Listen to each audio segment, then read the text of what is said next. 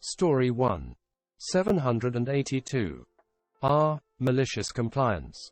Posted by U. Nat Charent. 10 hours ago.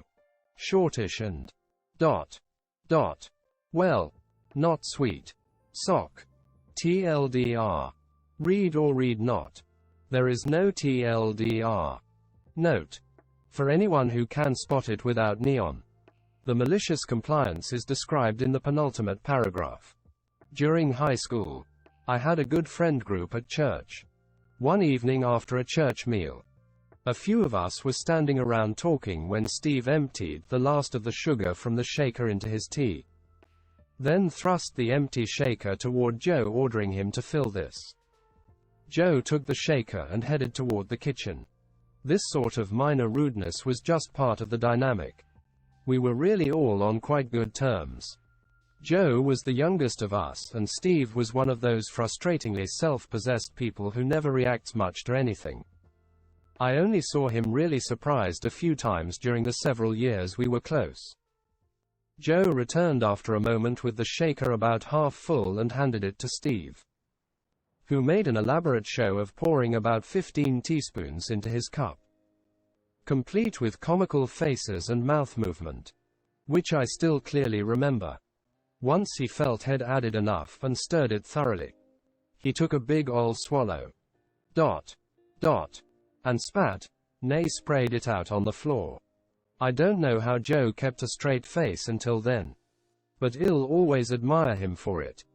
He had taken fill this literally, and carefully noting the omission of what to fill it with, had filled it with salt. The only real fallout was having to clean up the mess, which we all, while laughing, helped with. 47 comments. Award. Share. Save. 57 people here. If you're enjoying this video, like, comment, subscribe, and turn notifications on. Story 2. $9. 2K. R. Malicious Compliance. Posted by U. Little was known. 1 day ago. Delete your files and leave.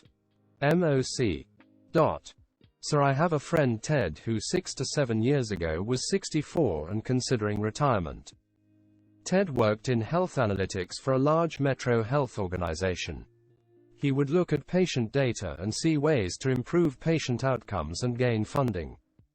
Each month he would email to the relevant department heads data and links for government grants or funding applications. 12 months prior to this, Ted got a new boss, Sally, who didn't appreciate what Ted did. Sally pretty much ignored Ted except for a simply instruction that all data and reports go to her and no one else. She would deal with it. The organization declares a restructure with lots of jobs losses. They are extremely determined to get this through. Ted is to be redundant. In a meeting, Sally tells Ted his work is useless and he is of no use to the organization. She says she hasn't opened one of his email reports in 12 months and that clearly shows he doesn't matter to the organization. In 3 months he will be redundant and receive a handsome package, over a year's pay. Sally was pretty rude to Ted and asked her to leave. It is decided that Sally will longer deal with Ted. The union was putting a decent fight and slowing down the restructure. Ted makes the offer to that he will not fight the redundancy if they pay him 3 months sick leave and after that his redundancy.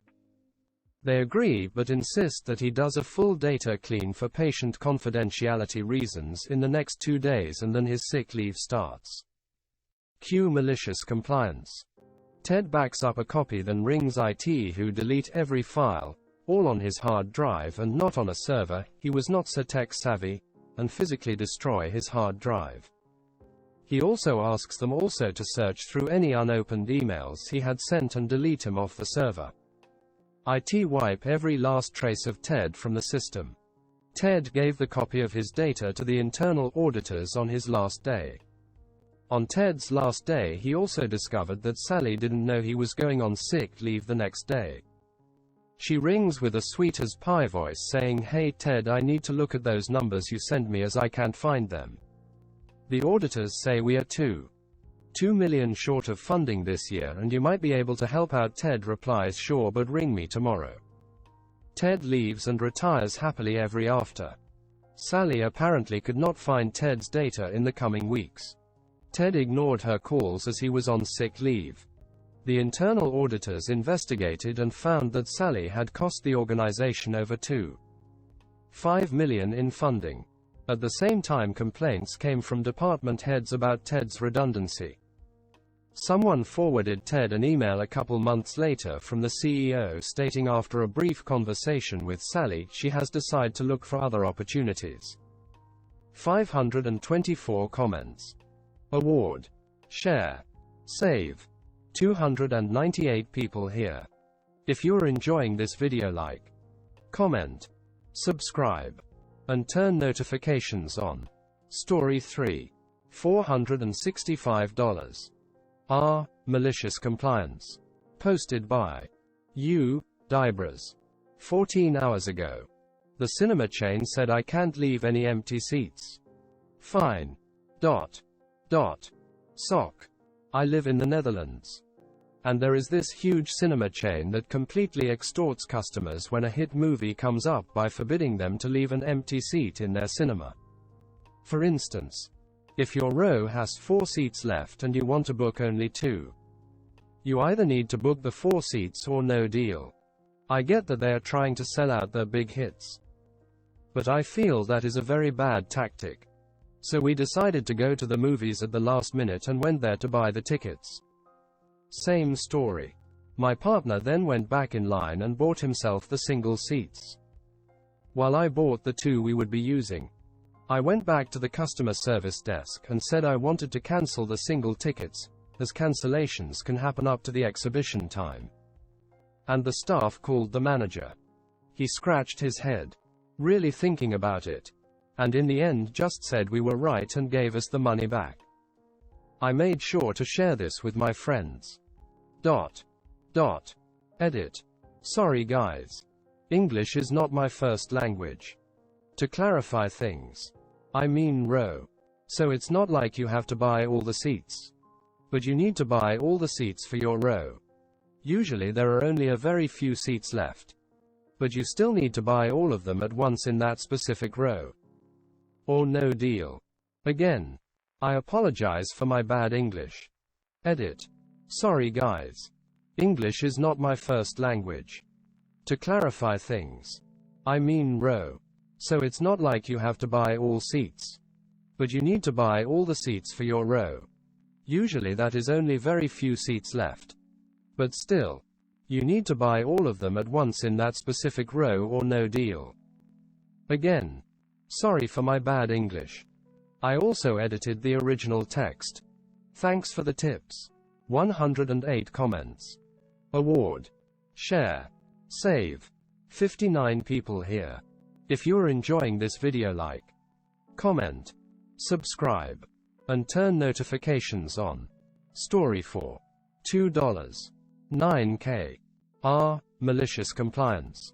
Posted by U. Rad_Salamander 51. 1 day ago. I'd tell you to screw yourself, but I don't think you know how. Not quite malicious, but the fallout was intense. Lock. Disclaimer. Names have been changed to protect the people involved. Me, a 19-year-old, at the time. Laura. General manager and both the sweetest woman and the best boss I've ever worked for. Ted. Manager. The arrogance of White Goodman. And the by*y attitude of Louis Litt. Once upon a time, I used to work for a small chain of diners known for their golden arches. I got hired shortly after graduating HS, and had worked there for almost a year when Laura announced to our crew that Ted had been promoted to assistant GM. This made several people upset because Ted would go on to use his new authority to exchange favors for raises. A few weeks after Ted's promotion, I woke up on a Saturday feeling 50 shades of terrible. But I got up and did my morning ritual before work. When I went into the bathroom to brush my teeth, I saw that my face and neck were physically green. Like Vlasic pickle green. But being 19, and terrified of disappointing management. I finished, got dressed, and went to work. I punch in and head to the back to wash my hands, and Laura is the first to say hi. "Morning op baby, what is wrong with you?" "I dunno, Mom. All I know is I feel terrible." "Baby, why ain't you call me? I didn't wanna let you down." "Honey, you were sick. Something really a matter with you." Laura pulled out her phone and called the nearest urgent care. "Hello. I need to schedule your nearest appointment for one of my people. His name is Op. What's your birthday, baby? Now your address." "Thank you, Mom. Hell, be right over." "Miss Laura, I can't afford a doctor visit right now. Don't you worry about that, honey. I'm gon' take care of it for you." After a thorough exam and some blood work, the doctor prescribes me a trio of antibiotics and 4 days bed rest. Can't remember what I had. Sorry, sir, I called my store to speak to Laura after leaving urgent care. So, the doctor gave me medicine and I'm supposed to take 4 days off. Okay, baby. I'm gon' double that for you, and don't you worry. I'll make sure you get paid for all of it. A few hours later, I'm laying in bed watching TV and my phone rings.